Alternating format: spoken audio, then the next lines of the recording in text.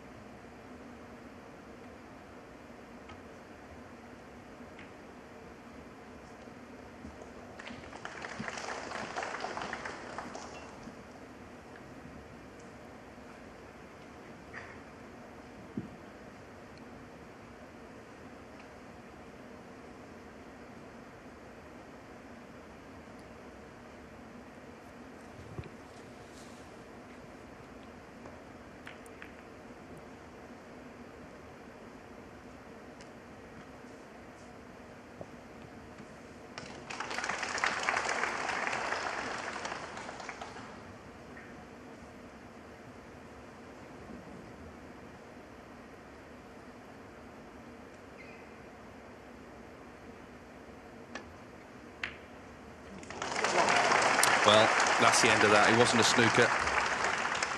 So Mark Selby, of course, had already done all the spade work with the 68 break. He's going to win this opening frame, in which he's not put a foot wrong.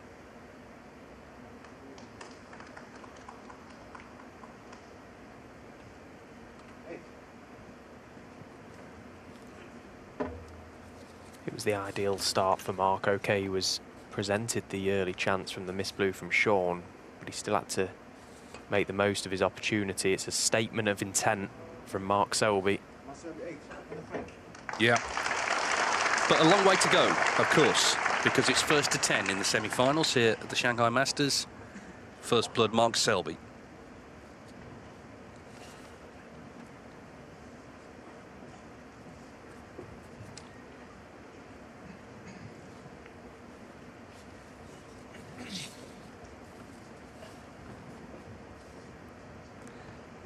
It's been a wonderful week, and we're guaranteed now, whatever happens, a great final 3 days with, of course, O'Sullivan and Trump to come tomorrow.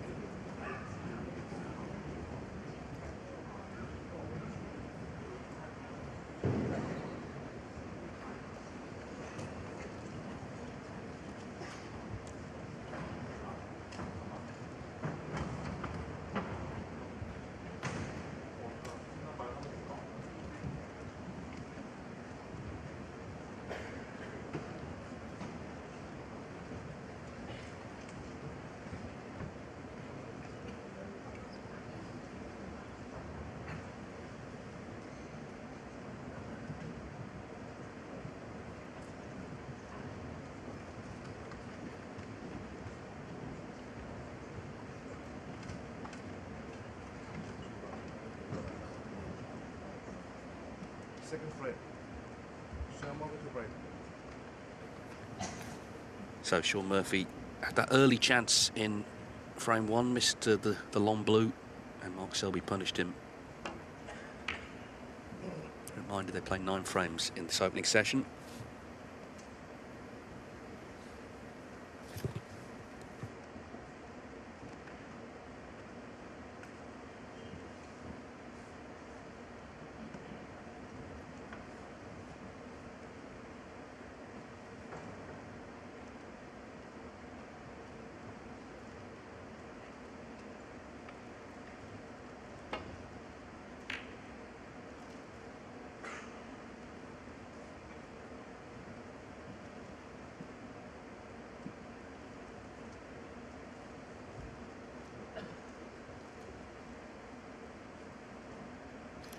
Nice to see Shaun come here this week and sort of really put on a performance for us. We heard in his interview with World Snooker that, you know, he says his last season was one of his worst, and looking to make amends this week.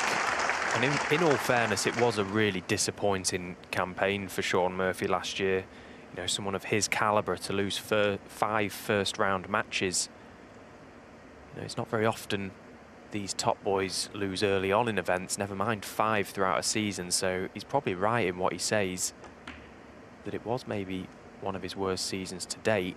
But of course, this is a new campaign, and Shaun took the option to play in the Championship League over in Leicester at the Mattioli Arena, and comes here looking very refreshed. He looks like he's in stroke, ready to do some damage.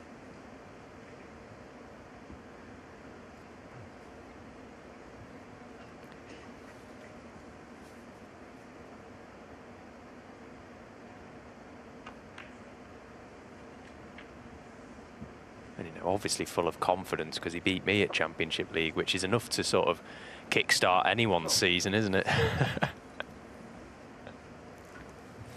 3-0, wasn't it? Yeah, pretty convincing stuff. He played well. He's looking good. Like I say, you always know what you're going to get with Shaun. He in a way kind of wears his heart on his sleeve, doesn't he? But he's a very aggressive player. I love watching him play. When he gets in full flow, he can reel off the frames so quickly, and he's done that this week.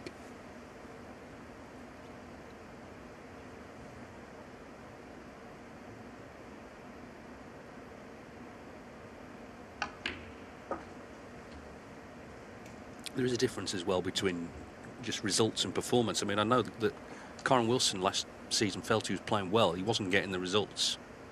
Equally, players sometimes are winning and they don't actually feel they're playing well. But, you know, if you just look at a player's results over a season, it doesn't really tell you necessarily about the standard they're producing. Of course, in the end, Wilson came spectacularly good at the Crucible. But Murphy, when we start the ranking events, will need points, because on the 2-year system, he won the Players and Tour Championships on that cycle. Those points are going to be coming off. And that happened to Neil Robertson, exactly the same events. That happened to Neil Robertson last season. We know that he not only lost his top 16 plays, but didn't qualify for the Crucible. So Shaun Murphy doesn't want to be in that position, clearly.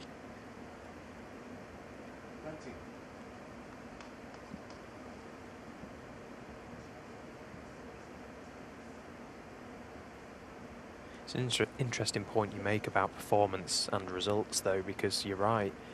You don't have to play badly nowadays to lose matches on the World Snooker Tour. The players right through the rankings are so good that the standard is fantastic.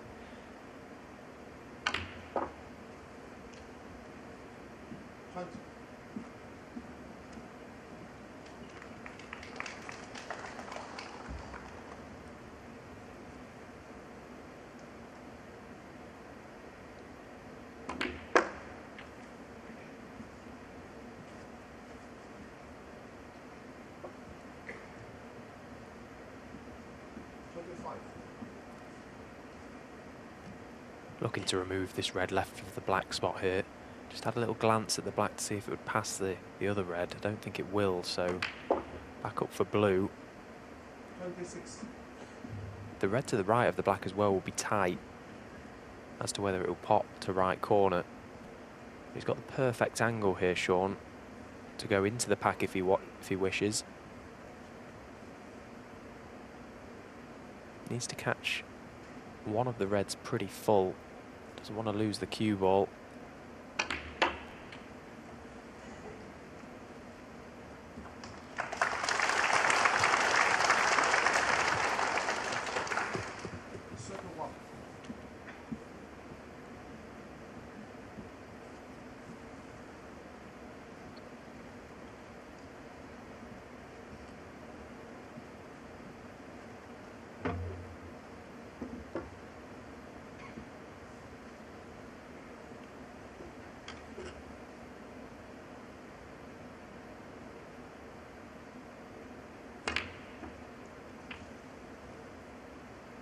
He's always had this air of confidence, and he's had it really throughout his life, because when he was a boy, he was invited in to play challenge frames before the old Premier League against the top players, against the Hendrys and the Steve Davises. And he turned up in his waistcoat and he looked the part, and he didn't seem overawed at all playing those guys. No shrinking violet. He knew he was good.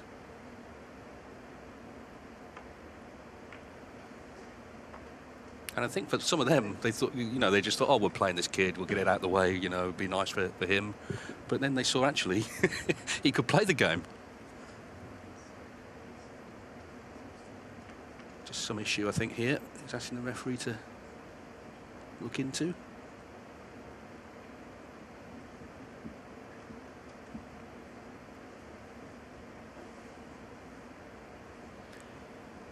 Yeah, you see it across a lot of sports, don't you? The best players in the world, they have this sort of demeanour around, well, in snooker terms, around the table, but in general, you know, when they're competing, and Shaun has that, doesn't he? You can see him stood up straight, shoulders back, he sort of struts around the table. You can feel that out there in the arena when you're playing him, you're looking at him, and, you know, he just fills you with that sort of thought that, you know, he's going to do some damage here, pretty much. He fancies himself, doesn't he, every time he gets to the table. And I think when you've got that bit of confidence built in you, when it all falls into play, you can be very hard to beat. 44.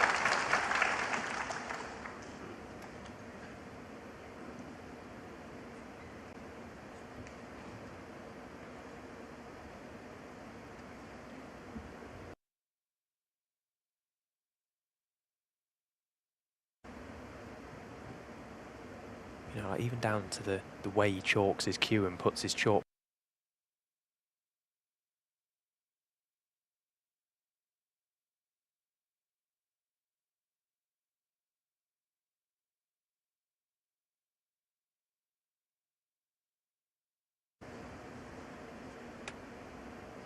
Although one thing is for sure, when a player is like this, you have to be able to back it up, and Shaun can.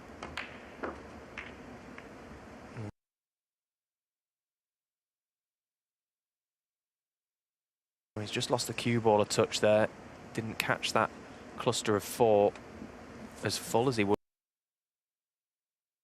have liked. He has this red down the rail, but this is very tricky, because it's not just potting the red. He's got to get out for his next colour.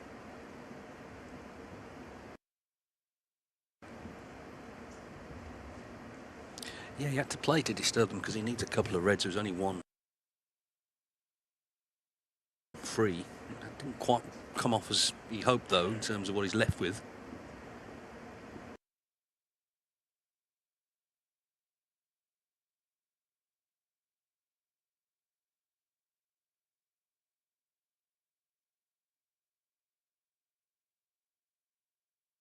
He was pretty dead straight on that red to middle. Cue ball on the cushion, nearly cued it so well. And if that is one thing of Shaun that he maybe stands alone from everyone else, is his cue action. You can see just how smooth it is at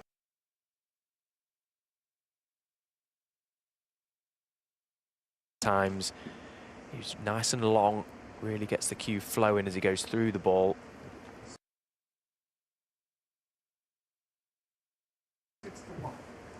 So this next red to leave Selby needed snookers. It's been a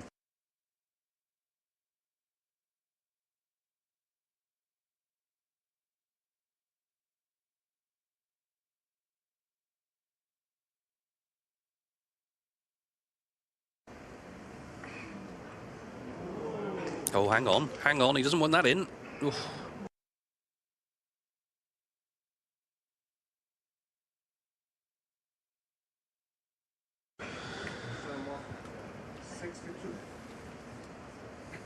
So 62.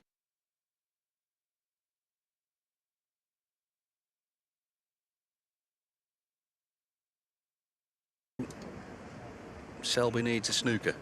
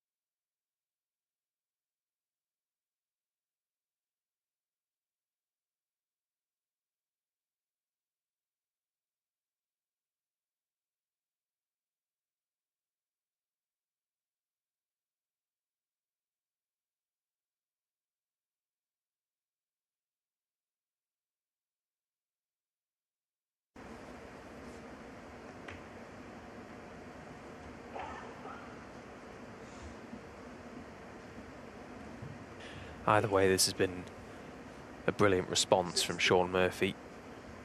So both players nicely settled into this match, one frame apiece, with two nice scoring visits to the table. And what an early season treat this is. You know, we're here in July, we've got two great semi-finals, best of 19s, and whoever comes through the final could be a classic on Sunday. 23. These players, you just feel are going to all four bring the best out in each other.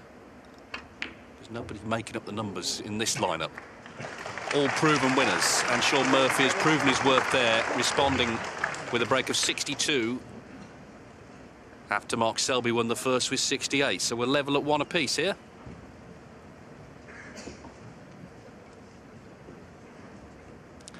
Yeah, good start, and Murphy stuck to his task well there. There's a great red, we might see it in this little montage to the middle, to effectively win the frame after he'd gone into that cluster of four. That was a big moment, because that could have been a way back for Selby.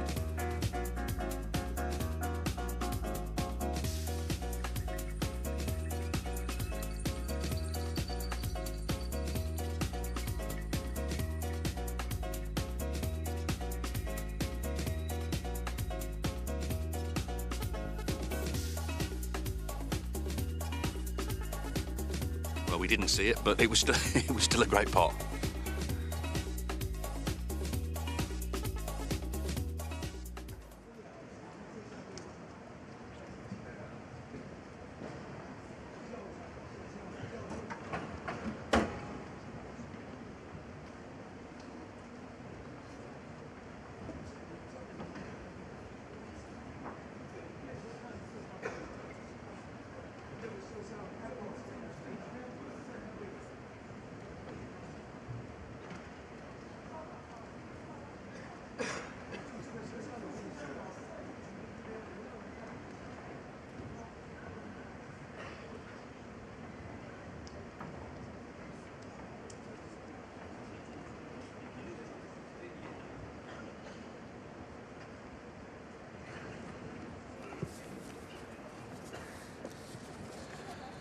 One each between Mark Selby and Shaun Murphy. Selby won the first, Murphy the second. First semi-final here at the Shanghai Masters.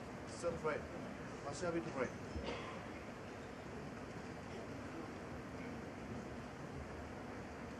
Only Ronnie O'Sullivan has won more matches in the history of the Shanghai Masters than Mark Selby.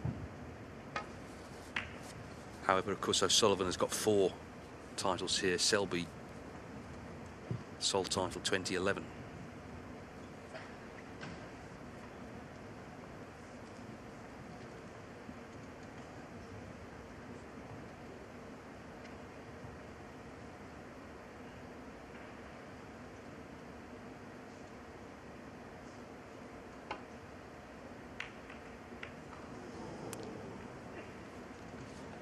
Well, he's caught the red a little bit too thick, trying to navigate the cue ball around the back of the black. If he gets the potting line of that red, he avoids the cannon. So both parts of that shot went wrong for Shaun. And straight away, early on in this third frame, marking with the chance.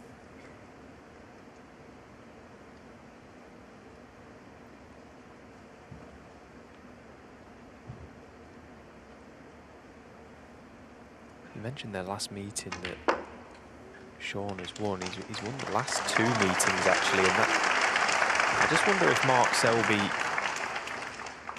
acknowledges those kind of records and results. You know, someone like Mark, he wants to be absolutely everyone. He wants a positive record over everyone. He currently does have 17-14 in the head-to-head, but he won't want to go too much longer, letting Shaun keep getting the better of him.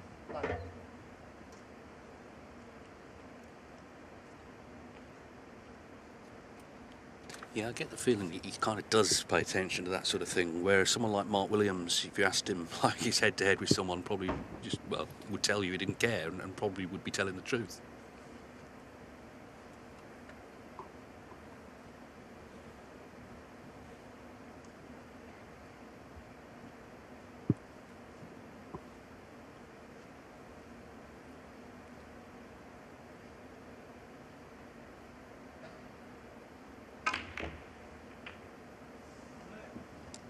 Well, it was an awkward little pack to get into from the black. You could see how the cue ball sort of arced into them and then went again. Plenty of backspin on that white. Just wasn't able to get the white out of there, though. I mean, the reds have spread quite nicely, but the cue ball is stuck right in amongst them. This now a tricky little one to right middle. Played it nicely and got the cue ball out of baulk. Great shot from Mark. Yeah, and we're seeing here how players get pigeonholed. You know, the amount of times he gets described as a grinder, within a couple of shots here, he's got everything into play. He's got the table about as open as it can be. You've got to keep a toe here on the floor, though. Maybe a bit more length on the cue.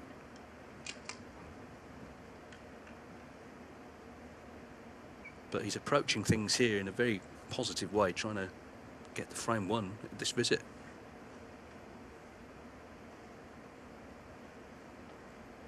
Right old stretch, though, isn't it? Yeah, and just being ultra careful of his grip hand there on the back of the cue. You can see it was unnaturally close to that red, which meant he had to just cue down fractionally on that shot. Dealt again with it very well.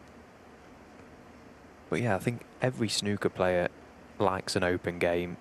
You know, you look at every player and of course everyone's got different styles, different approaches to the game of snooker, but I think the bottom line is all the players prefer it when the frames are like this, the reds are open and you're scoring.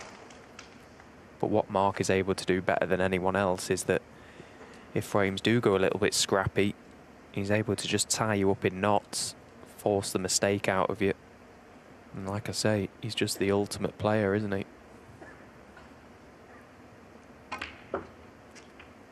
Yeah, I think that's the thing, though. It seems some people don't understand that is a skill in itself. It's not a bad thing to be able to do that.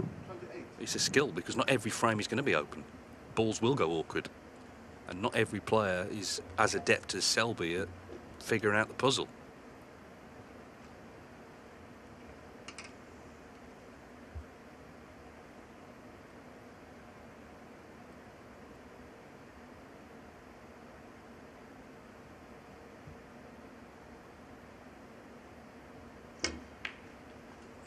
fact, one of the greatest ever safety players, and it's maybe not said enough, was Alex Higgins. You speak to any player of that era, Stephen Hendry actually said he thought he was a genius safety player, but that's not what people think of with Alex Higgins. They think of the shot making and maybe some of the controversy.